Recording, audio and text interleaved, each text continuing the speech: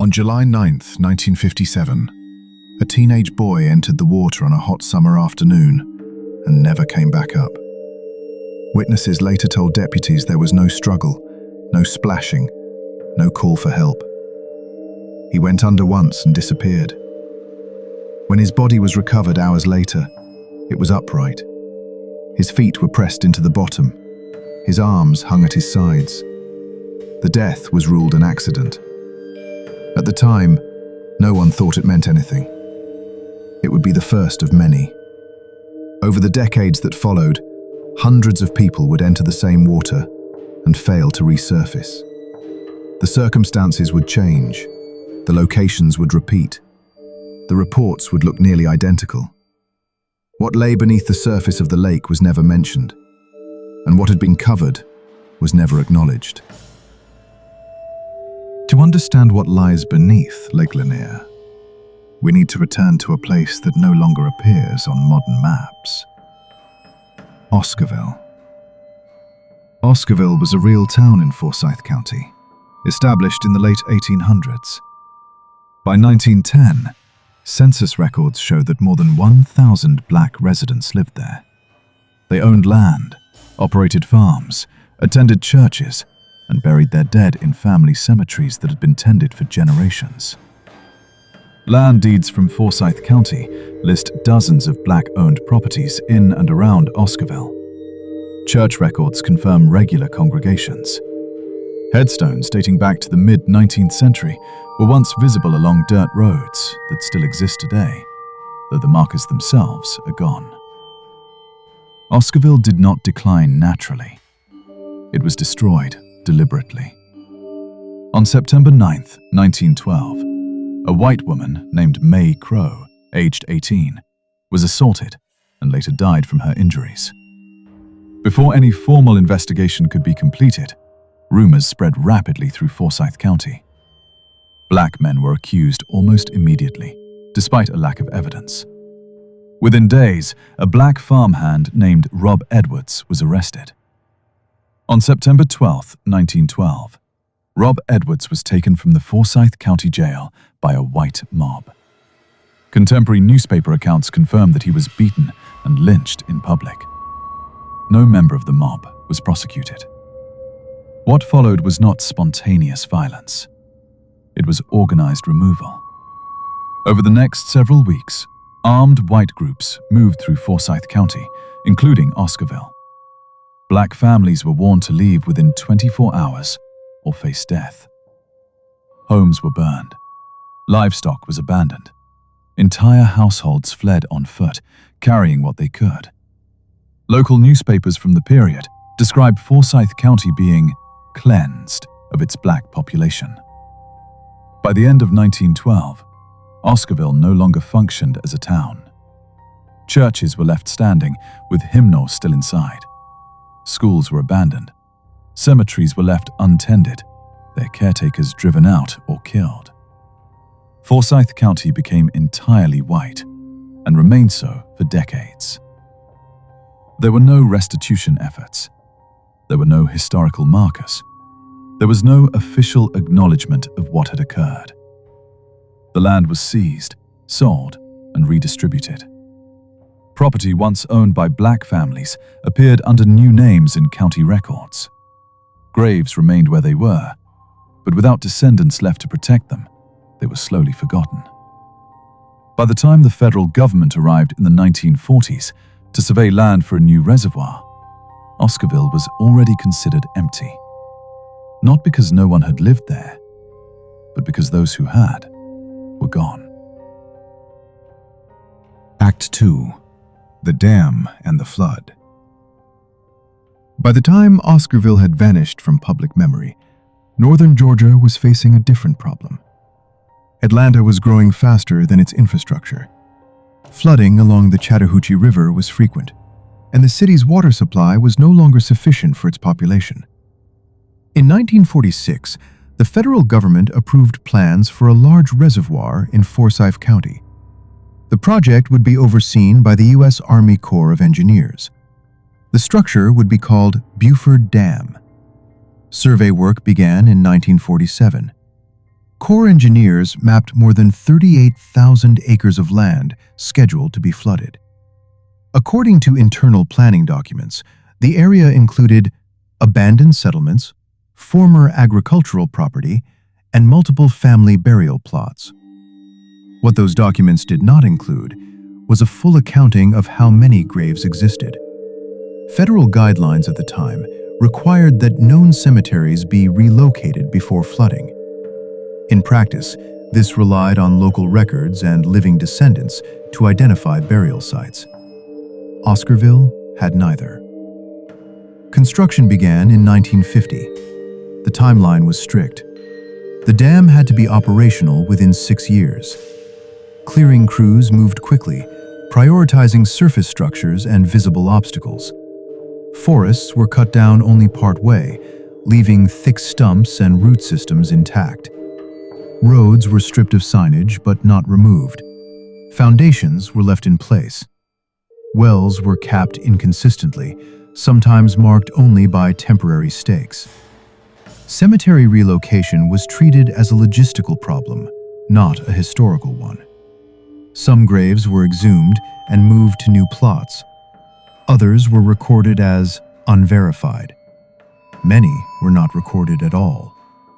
Local testimony collected years later described headstones pushed aside, coffins collapsing during partial exhumations, burial grounds dismissed as field markers rather than formal cemeteries. There is no surviving document that confirms the total number of bodies left behind. In 1956, the gates of Buford Dam were closed. Water from the Chattahoochee River began to rise steadily. It entered valleys where houses still stood without roofs. It filled churches that had never been dismantled. It covered roads that still connected intersections. The flooding was not gradual in a human sense. Entire areas disappeared within weeks. What remained beneath the surface was not rubble. It was infrastructure. Entire town layouts remained intact. Roadways, foundations, stairwells, fences, and burial plots were preserved in place, sealed under layers of water and sediment. When the reservoir reached full capacity later that year, it was officially named Lake Lanier.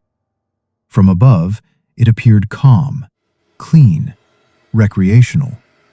From below, nothing had been cleared. It had only been covered. Act 3. The Pattern. The first recorded drowning occurred less than a year after the lake reached full capacity. On July 9, 1957, local newspapers reported the death of a teenage boy who had entered the water near a newly opened recreation area. The cause was listed as accidental drowning. No further explanation was given. At the time, no one was alarmed. People drown in lakes. But as years passed, the incidents did not slow. They multiplied. By the early 1970s, Forsyth County emergency records showed an average of more than a dozen water-related deaths per year. By the 1990s, that number had increased. By the early 2000s, Lake Lanier had quietly become one of the deadliest lakes in the United States. Conservative estimates place the number of deaths at more than 700 since 1956. That figure does not include near drownings, disappearances, or cases ruled inconclusive. Comparable reservoirs across the southeastern United States report far fewer fatalities, despite similar size, depth, and recreational use. Some report less than half. What unsettled officials was not simply the number, it was the repetition. Accident reports from different decades describe nearly identical circumstances. Experienced swimmers entering calm water and failing to resurface. Boating accidents occurring far from shore with no visible obstacles. Victims recovered hours or days later in areas already searched. The same locations appear repeatedly in county records: bridges along the southern edge of the lake, coves near former settlement sites, open water areas with no posted warnings. Autopsy reports often list drowning as the cause of death, Blood alcohol levels are sometimes noted. Weather conditions are usually normal. There is rarely evidence of panic. There is rarely evidence of struggle. In several cases documented by local journalists, witnesses reported seeing victims submerge once and never resurface. No thrashing, no calls for help, no visible distress. Officials consistently cited submerged debris, but debris does not explain why victims disappear silently. It does not explain why experienced swimmers are affected at higher rates than beginners. And it does not explain why the same areas appear again and again in recovery reports spanning decades. By the mid-2000s, journalists began to notice the pattern. Articles described Lake Lanier as unusually dangerous. Comparisons were drawn, experts were interviewed, explanations were offered. None addressed the consistency. Internal emergency response summaries from Forsyth and Hall counties show that responders were often dispatched to the same locations year after year. The reports rarely differed. Time of entry recorded, failure to resurface noted, recovery delayed, cause of death listed, case closed. No single incident proves anything, but hundreds of nearly identical ones demand attention. By the late 1970s, Lake Lanier had developed a quiet reputation among those who worked it. Not among tourists, not among weekend swimmers, among first responders. Divers assigned to recover bodies from the lake quickly learned that this was not like other reservoirs. Training manuals explained submerged hazards. Experience explained something else. Visibility could vanish without warning. One moment clear enough to see several feet ahead, the next completely black. Temperature shifts were sudden and disorienting. Even in summer, cold pockets formed without explanation, causing muscle lock and panic in experienced divers. But it was what lay beneath the water that unsettled them most. Recovery logs from Forsyth and Hall counties describe divers encountering vertical surfaces in open water. Walls, staircases, road beds that extended beyond the reach of their lights. In several recoveries during the 1980s, divers reported colliding with structures they had not been warned about. Houses that still had interior walls, door frames, foundations that trapped silt and debris in unnatural patterns. And then there were the bodies. One recovery report from August 1986 describes a man found upright near a submerged tree line. His feet were pressed into the lake bed. His arms hung loosely at his sides. There was no evidence of entanglement that could explain the position. Another case in July 1994 involved a teenage girl recovered 2 days after she vanished while swimming with friends. She was found in a cove that had already been searched. Her clothing was wrapped tightly around a branch several feet above the lake bed, despite witnesses stating she never dove below the surface. Divers involved in that recovery refused to be named when interviewed years later. In private conversations, some admitted they shortened search patterns. They did not explore structures unless necessary. They did not linger in low visibility zones. They exited the water as soon as recoveries were complete. One former responder described the sensation as being somewhere unfinished. Another said it felt like moving through a place that was not meant to be disturbed. Several acknowledged experiencing vertigo while submerged, a sense of losing orientation, even when instruments indicated otherwise. By the early 2000s, word had spread quietly among regional dive teams. Assignments to Lake Lanier were avoided when possible. Night recoveries were declined outright by some crews. One diver summarized it in a single sentence during an off-record interview. "You feel like you are not alone down there." Officially, there is nothing unusual in the reports. Each case is closed. Each cause of death is listed. Each explanation is practical. Unofficially, people stop volunteering, they stop talking, and they stop returning. What happened to Oscarville was never addressed. It was covered, first with silence, then with water. What was taken was never named. What was buried was never acknowledged. Roads were sealed beneath the surface. Homes were left standing in the dark. Graves were covered without record. Nothing beneath the lake was meant to disappear. And it hasn't.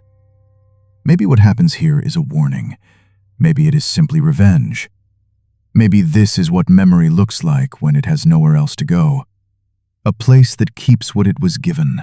A place that gives some of it back. Not all at once, not loudly, just enough to be remembered. And every year, the lake adds another name, not carved in stone or marked on land, but in watery grave, quietly sinking beneath the surface. Some places do not forget being buried, and some stories are not told to scare you. They are told so you know where not to linger.